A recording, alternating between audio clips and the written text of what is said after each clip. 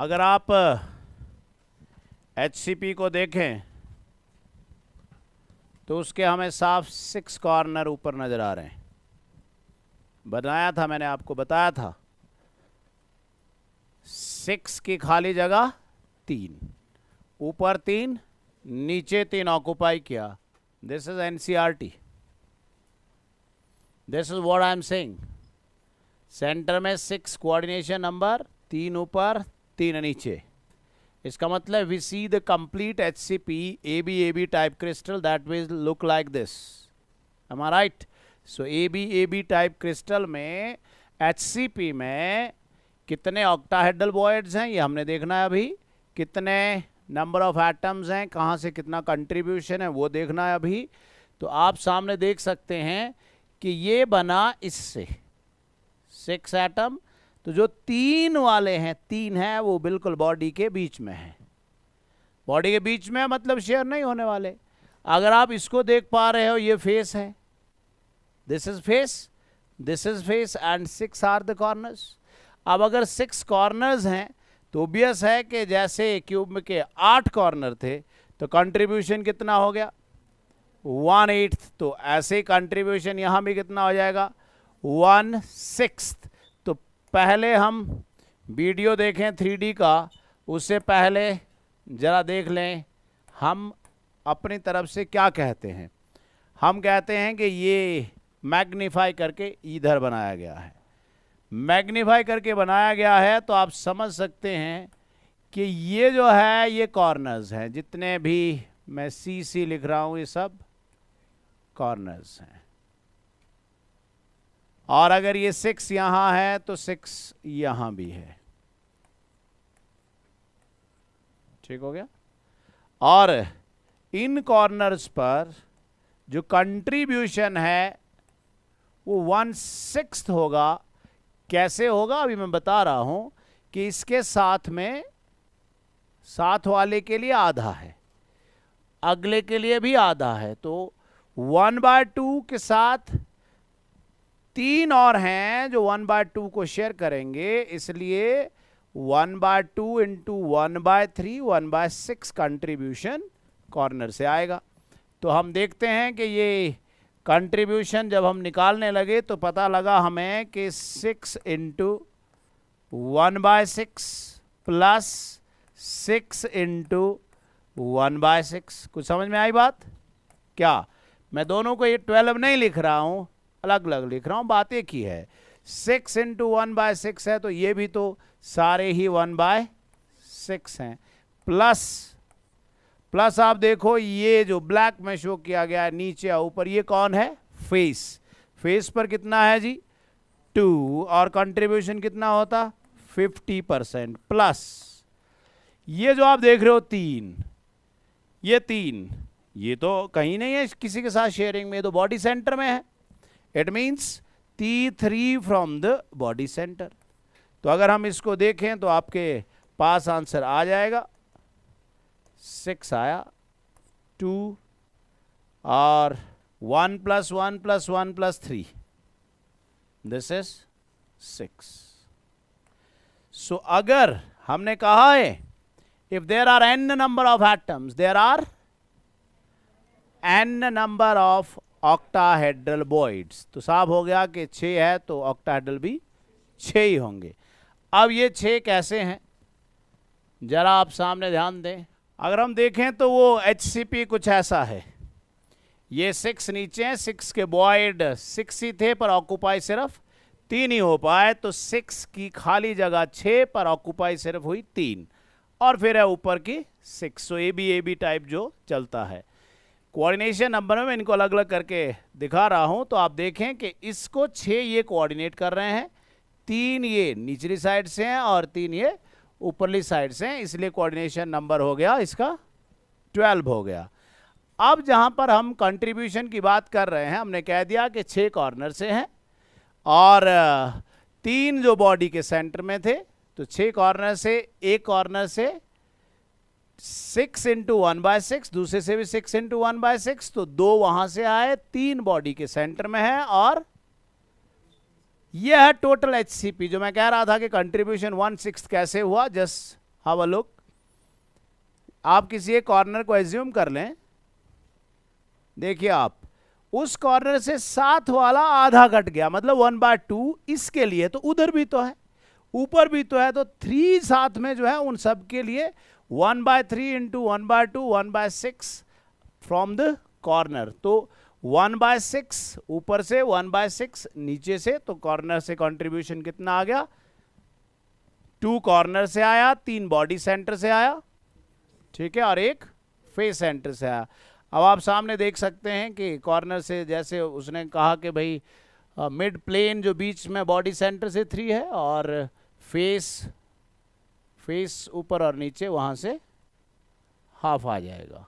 Is it okay? Defects in solids, point defect, तो मैं बात करूंगा पॉइंट डिफेक्ट की। पॉइंट डिफेक्ट जो है, कोई भी डिफेक्ट 2 कारण से होता है। डिफेक्ट के पीछे 2 कारण हैं। एक कारण उस क्रिस्टल के अंदर छुपा है, और दूसरा कारण एक्सटर्नल कारण है। जो उसके अंदर छुपा है, उस तरह के डिफेक्ट को हम कहते हैं इंट्रिंसिक डिफेक्ट।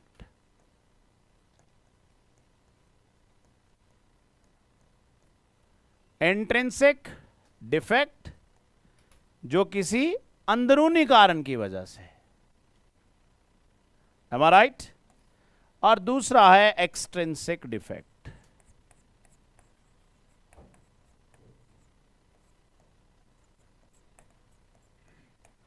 एक्सट्रिंसिक डिफेक्ट मतलब कोई बाहर का कारण है, जिसको आपने पढ़ा है इम्प्योरिटी डिफेक्ट।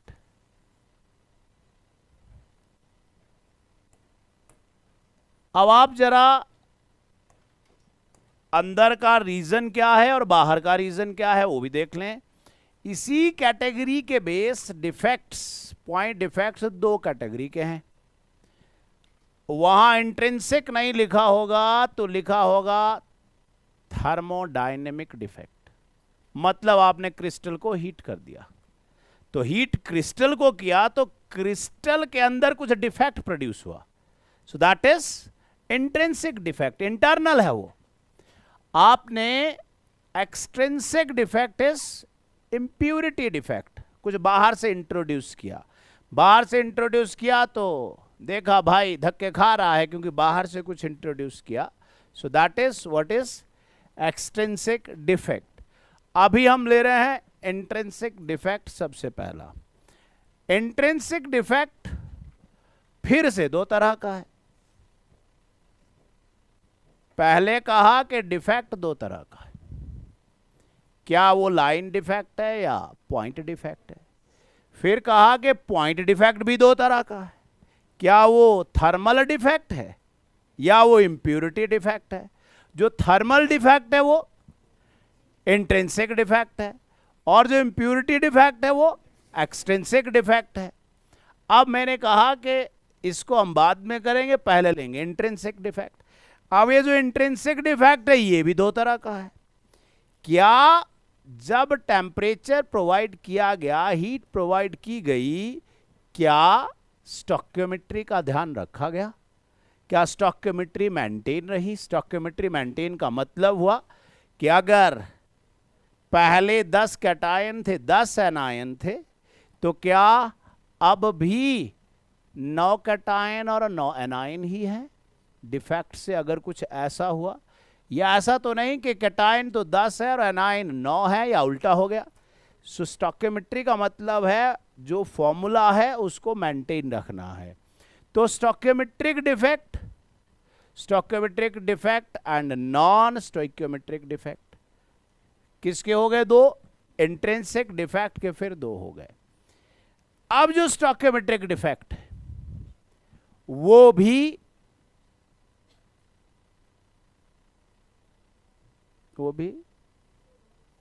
4 तरह का है, जिसमें से हम 2 पढ़ते हैं, उन 2 के अंदर ही 4 पढ़ देते हैं।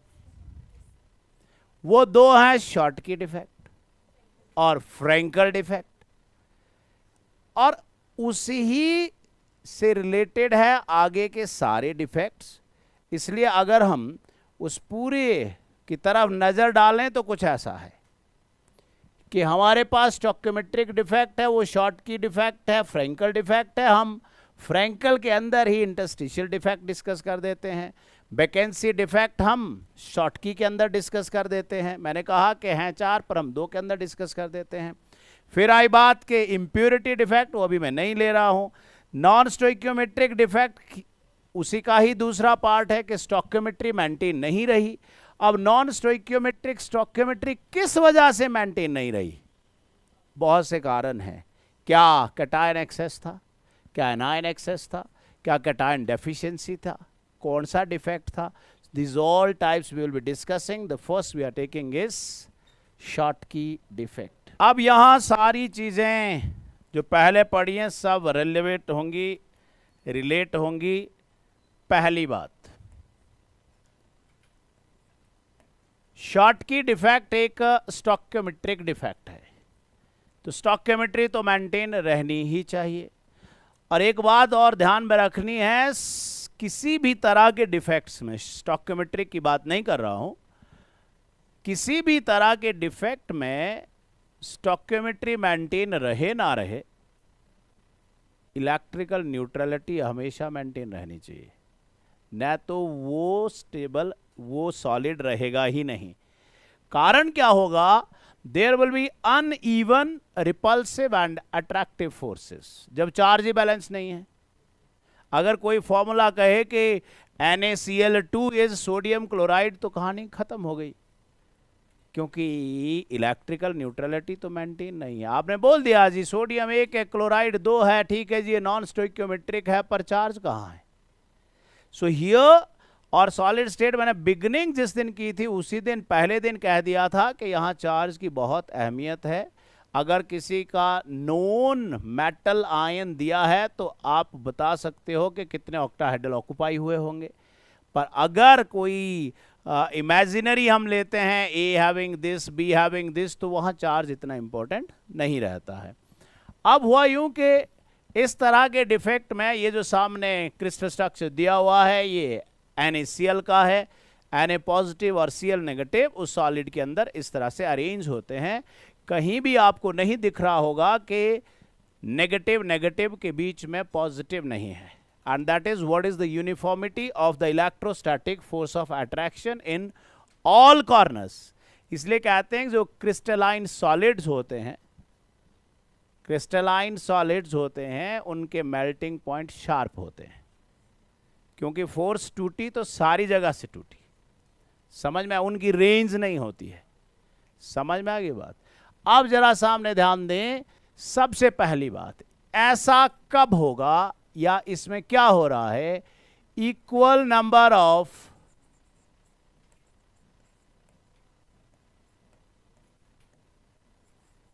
cation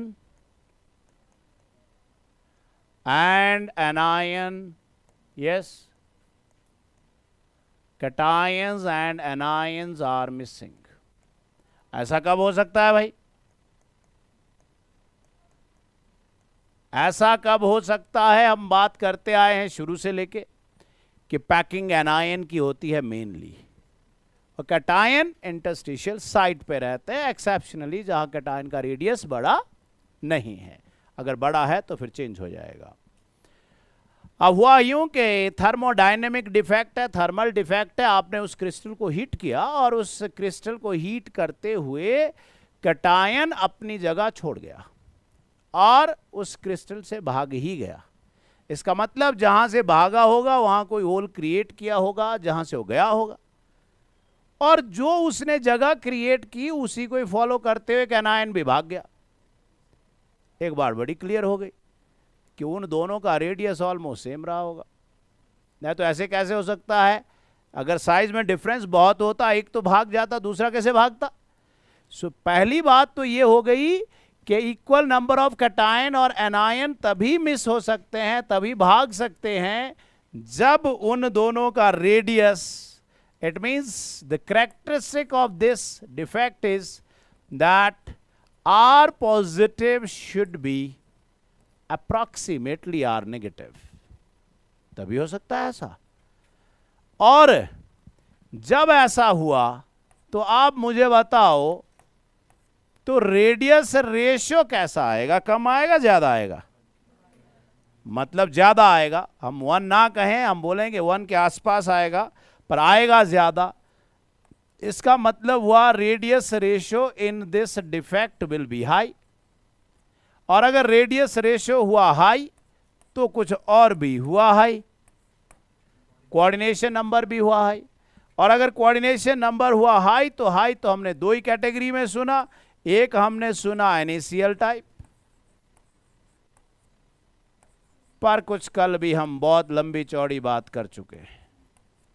the only silver halide who gave NaCl type structure as well as ZnS type structure.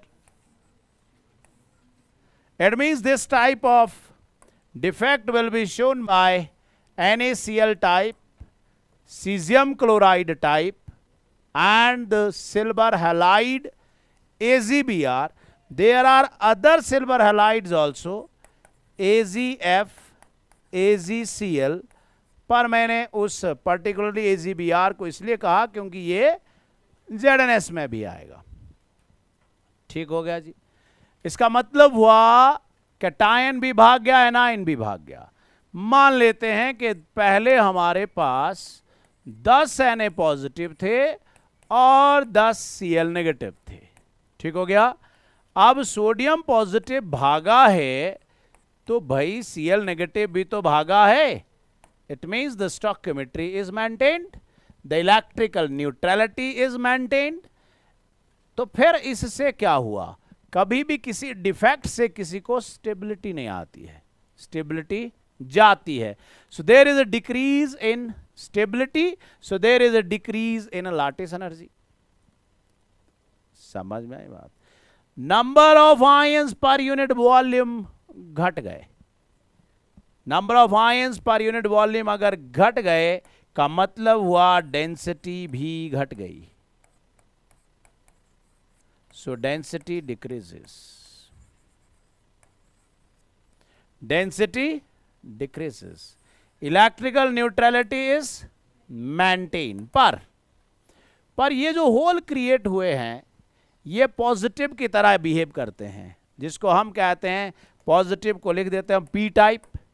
So they become little bit conductive due to this behavior, and hence they behave like p-type semiconductor. Am I right? Lattice energy घट गई, density घट गई, stability घट गई। समझ में आई बात? और ये इन केसेस में होगा पर्टिकुलरली, बाकी दूसरे केसेस में नहीं होगा। आइए आगे। इस डिफेक्ट में क्या हुआ कि कैटायन और एनायन का अपना एक रेगुलर अरेंजमेंट था। कैटायन अपनी जगह छोड़कर कहां आ गया? इंटरस्टिशियल साइट में आ गया। Am I right?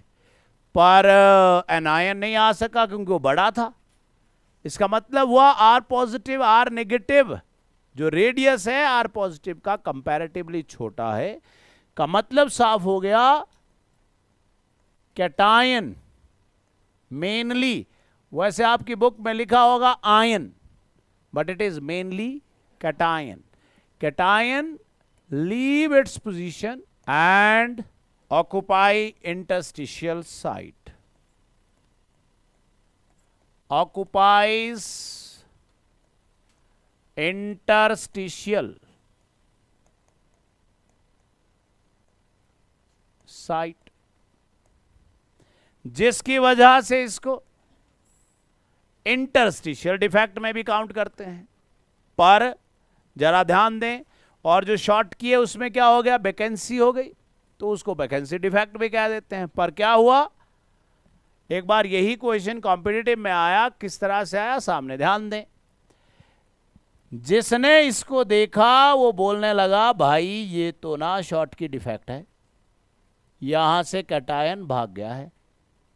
तो किसी ने इसको देखा बोलने लगा नहीं नहीं ये तो ना इंटरस्टिशियल डिफेक्ट है, और किसी ने इसको देखा तो बोला दोनों ही हैं. So this defect is called hybrid defect. So Frankel defect is hybrid defect of vacancy defect and interstitial defect, or Schottky defect and interstitial defect. Am I right? So this is hybrid, क्योंकि दोनों तरह के defects इसमें हो रहे हैं. So this is hybrid. Hybrid किस वजह से है भाई? क्योंकि इसके अंदर Schottky भी हो रहा है और इसके अंदर इंटरस्टिशियल भी हो रहा है. So this is hybrid of both type of defects.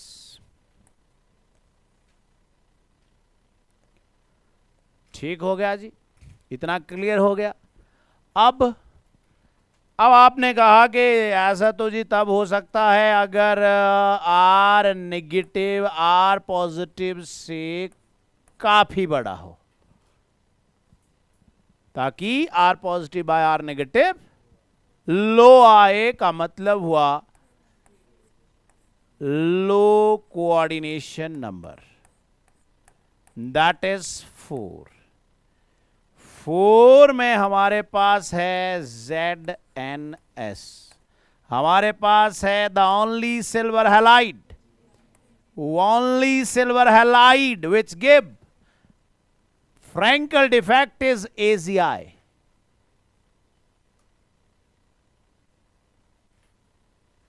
Only silver halide which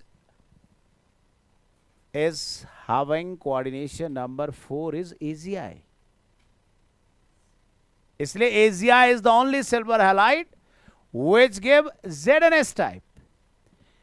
AZBR is the one who gave both Frankel and Schottky defect. NCERT की लाइन लिखी हुई. क्लियर हो गया? तो ट्रूली दो ही सिल्वर हैलाइड्स हैं जो NaCl टाइप देते हैं और इसलिए Schottky डिफेक्ट देते हैं, that is AgF and AgCl. AzI is the only silver halide which gives क्या? Frankel defect. अब इससे क्या हुआ? क्या डेंसिटी के ऊपर कुछ फर्क पड़ा? So there is no effect on density. Lattice energy तो घटी है क्योंकि स्टेबिलिटी घटी है, पर एक काम उससे अलग हुआ है, वो ये कि चार्ज नजदीक आ गए. चार्ज नजदीक आ गए और चार्ज नजदीक आ गए को हम कहते हैं कि डाइलेक्ट्रिक कांस्टेंट उन कॉम्प्लेक्सेस का ज्यादा होगा जिनमें फ्रैंकल डिफेक्ट होगा, क्योंकि रिपल्सिव फोर्सेस नजदीक आ गए हैं charges. So this is what we mean by Frenkel defect. और अगर हम दोनों में बात करें, डेंसिटी के ऊपर कोई फर्क पड़ा? Density unaffected.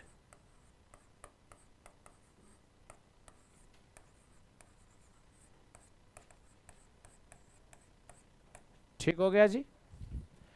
आइए आगे, क्या ये बातें सही हैं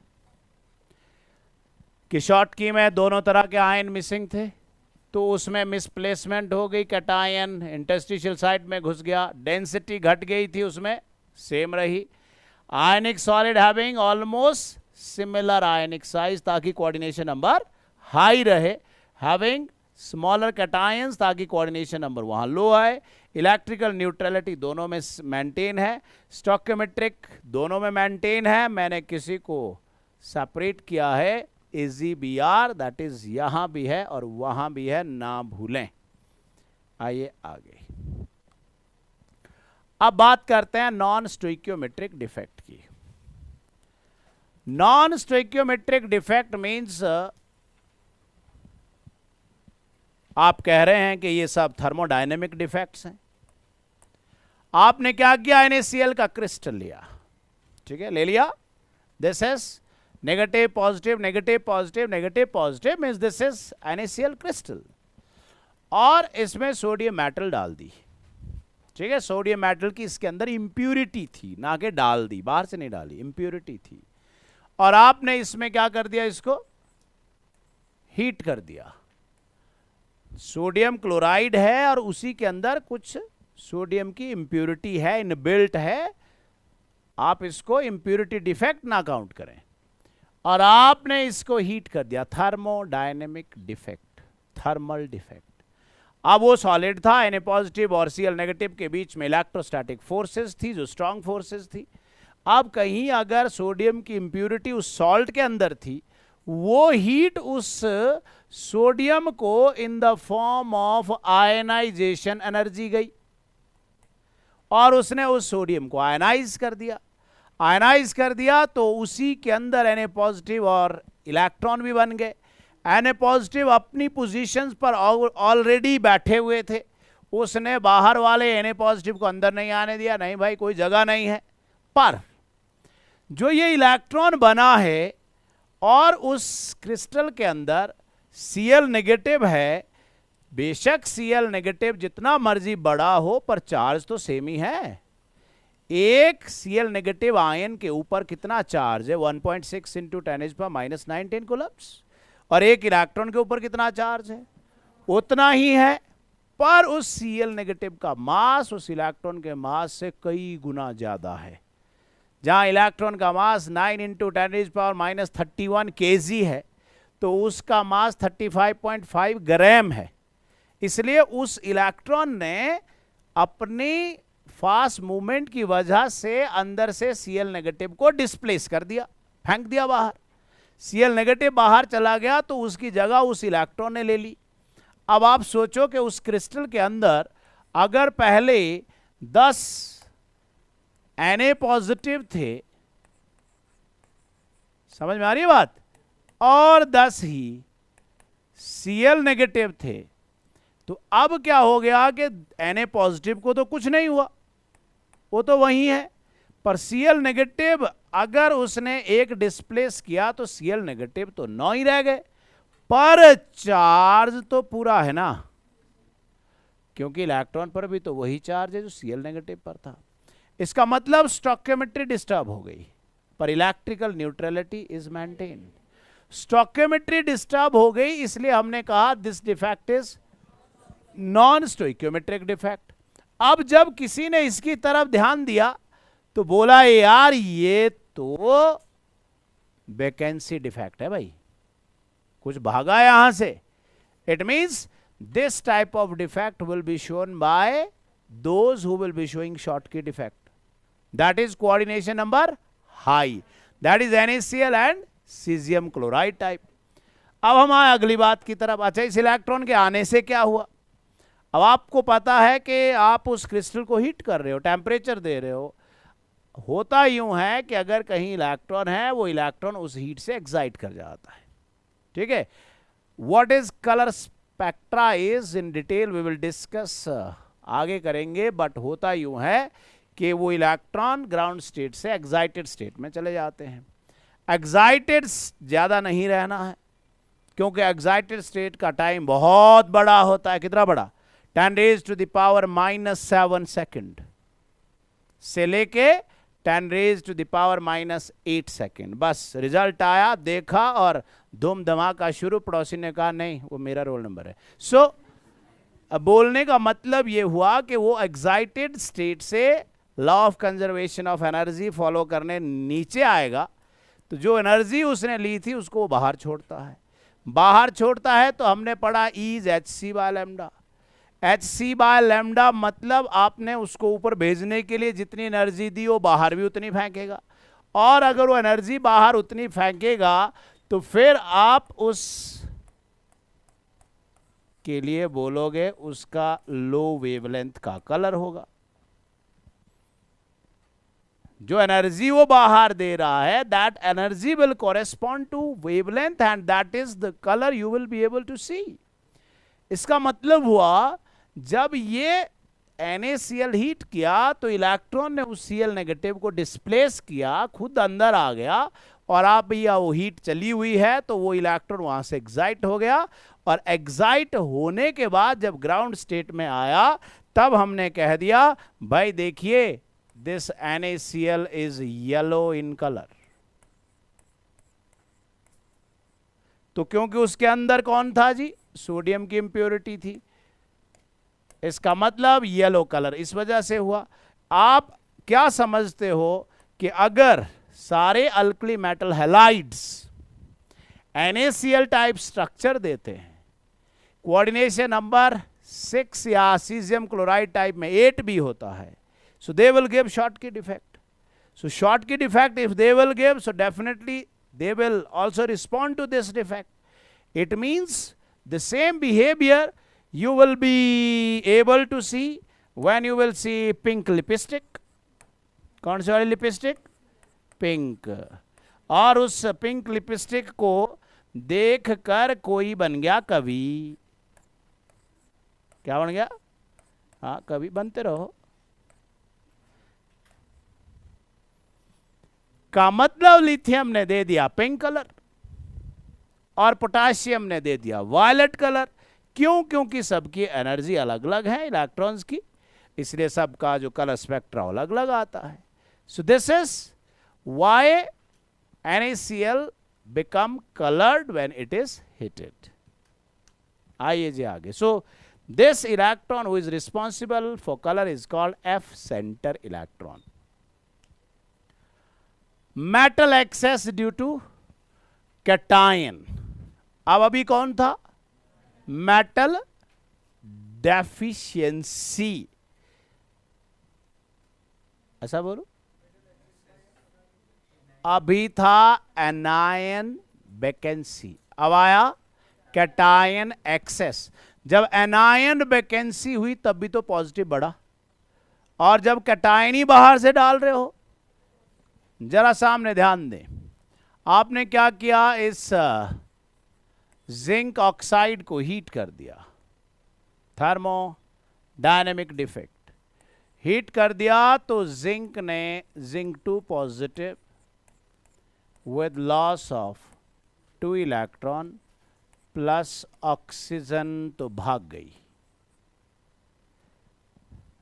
तो इस जिंक 2 पॉजिटिव ने कहीं इंटरस्टिशियल साइट पे अपनी जगह बना ली। जब इलेक्ट्रिकल न्यूट्रलिटी मेंटेन करने की बात आई तो वो 2 इलेक्ट्रॉन उसकी इलेक्ट्रिकल न्यूट्रलिटी मेंटेन कर रहे थे। मैंने एग्जाम्पल ही जिंक ऑक्साइड लिया, का मतलब जिंक सल्फाइड, मतलब जिंक ब्लेंडी, मतलब कोऑर्डिनेशन नंबर 4 मतलब Frenkel defect. So this type of defect will be shown by those who shows Frankel defect. Am I right? So इसमें क्या हुआ कि जो इंटरस्टिशियल साइट थी उसमें कैटायन आ गया, इसलिए ऑब्वियस है कैटायन एक्सेस है। आप हीट कर रहे हो तो जो जिंक ऑक्साइड है वो टूट गया और zinc 2 positive, and that's why on heating it turns yellow. कौन, जिंक ऑक्साइड।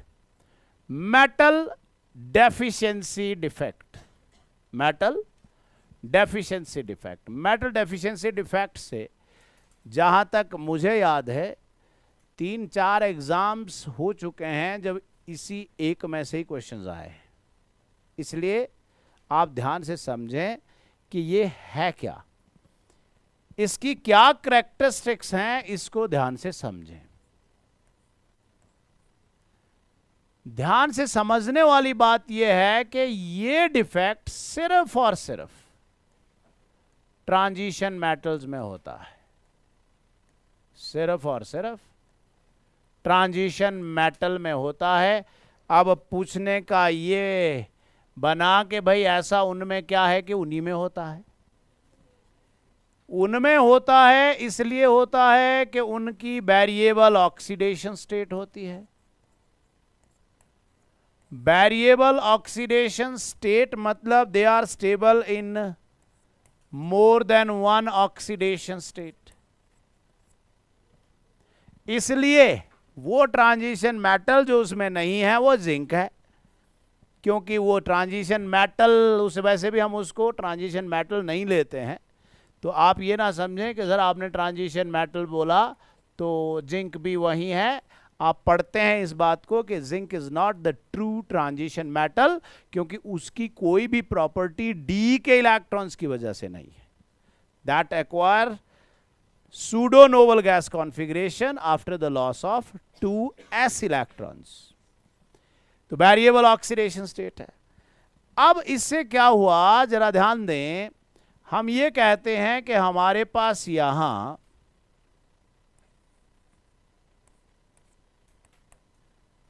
और यही क्वेश्चन टेस्ट में भी दिया हुआ था कि हमारे पास यहां जो है वो 10 Fe2 पॉजिटिव थे और 10 ऑक्साइड नेगेटिव थे. सो स्टॉकियोमेट्री मेंटेन थी. चार्ज न्यूट्रलिटी जो न्यूट्रलिटी मेंटेन थी. अब जो Fe2 पॉजिटिव है वो है D6 system, 26 atomic number. Am I right? तो जब आपने थर्मोडायनेमिक डिफेक्ट बाहर से हीट दी तो Fe2 पॉजिटिव ने तो चाह रहा था वो तो दिल से कि मैं Fe3 में जाऊं, D5 है. और जब आपने टेम्परेचर दे दिया that work as ionisation energy for converting Fe2 positive into. अब क्या हुआ कि उस दौरान उसी के अंदर Fe2 पॉजिटिव Fe3 पॉजिटिव में कन्वर्ट हो गया. जब Fe2 पॉजिटिव Fe3 पॉजिटिव में कन्वर्ट हुआ तो इसने एक इलेक्ट्रॉन दे दिया. Yes sir no. और ये Fe2 पॉजिटिव Fe3 पॉजिटिव में कन्वर्ट हो but the electrical neutrality should be maintained.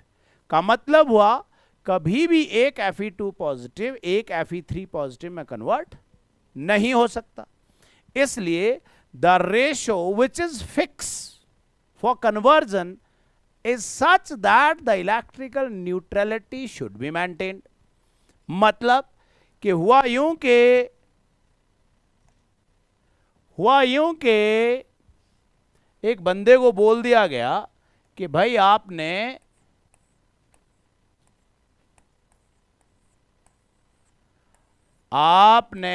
ये 200 चॉकलेट 100 लोगों में बांटनी है, सबको 2-2 दे देना.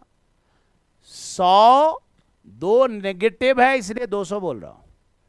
और उस बंदे ने चॉकलेट देते देते देखा कि चॉकलेट तो खत्म हो गई और अभी तो पहुंचा वो 98 बंदे तक था.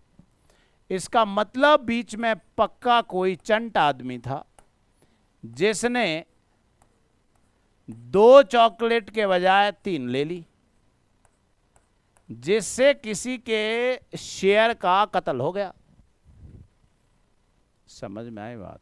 बट जिसने भी 3 ली है should be taken like this that the overall should be 200.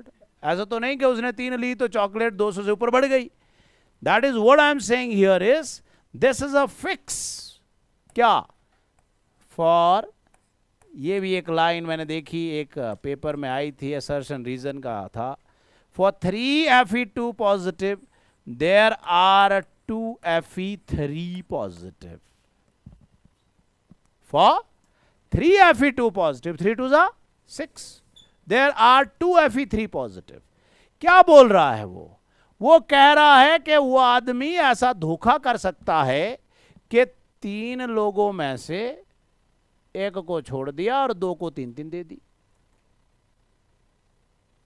2 को 3-3 दी तो भी तो 6 ही हुई और 3 को 2-2 दी तो भी तो 6 ही हुई. तभी उसका हिसाब किताब बराबर बैठ सकता है. It means I should say that while doing numerical, you should keep this thing in mind that for every Fe2 positive, there are 2/3 Fe3 positive. There are 2/3 और ये स्टैंडर्ड है भाई. मतलब उसको धोखा करने के लिए ये मेथड बताया हुआ. तू ऐसा करियो यार, अगर तैने अपने 2 दोस्तों को ऑब्लाइज करना है, 3-3 देनी है तो एक को छोड़ दियो. समझ में आ गई बात. ताकि जो तीनों का एक्चुअल शेयर था 2-2-2 उसमें से एक उन 2 में ही एक्सेस हो गया. That is the same thing over here. इसका मतलब हुआ कि हमें यह देखना है कि वो कितने लोग थे जिन्होंने 3 चॉकलेट खाई और कितने थे जिनको 2-2 मिली, क्योंकि टोटल चॉकलेट तो कितनी थी। इसके लिए हम बोलते हैं कि जिन लोगों को 2 मिली वो x लोग थे और जिनको 3 मिली वो 98 माइनस x लोग थे। समझ में आ गई बात। इट मीन्स बोल दिया पहले, the electrical neutrality should be maintained. का मतलब क्या हुआ कि अगर ये निकल 98 है तो हमने कह दिया कि भाई x इंटू 2 प्लस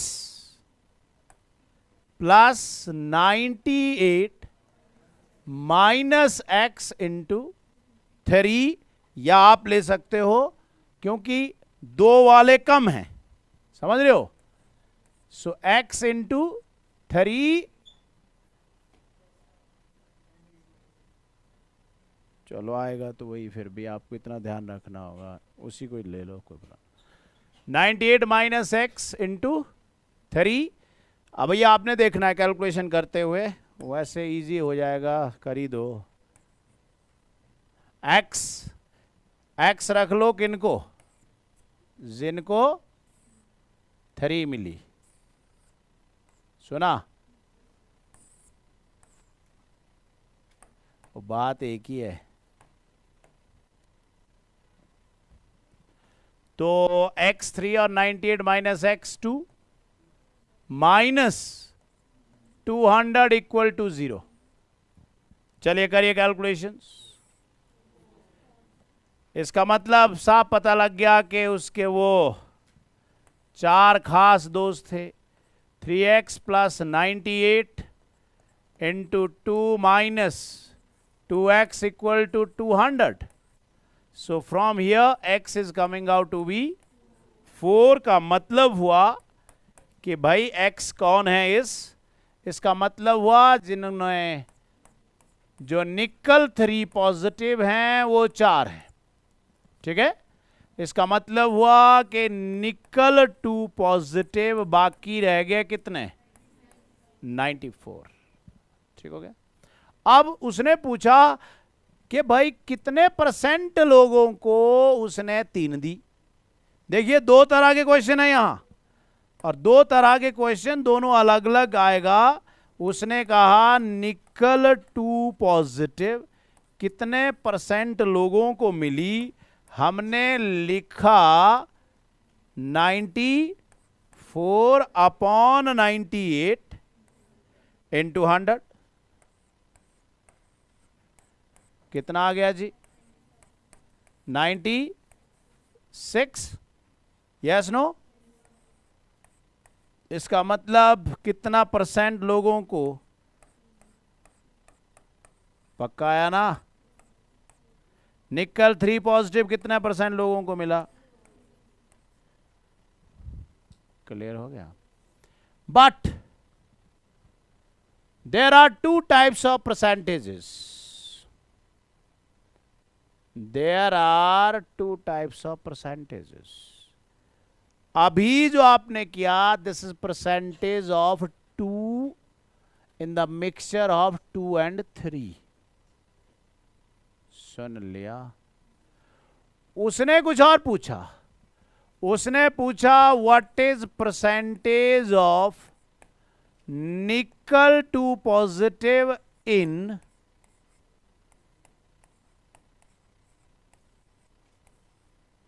समझ में आई बात। दिस विल बी डिफरेंट, क्योंकि ये निकल ऑक्साइड के अंदर पूछा गया है। देखिए क्या आया, क्या सेम आया, बिल्कुल नहीं। हम करते थे % ऑफ ऑक्सीजन इन वाटर, क्या लिखते थे, gram atomic mass of water oxygen divided by gram molecular mass of water.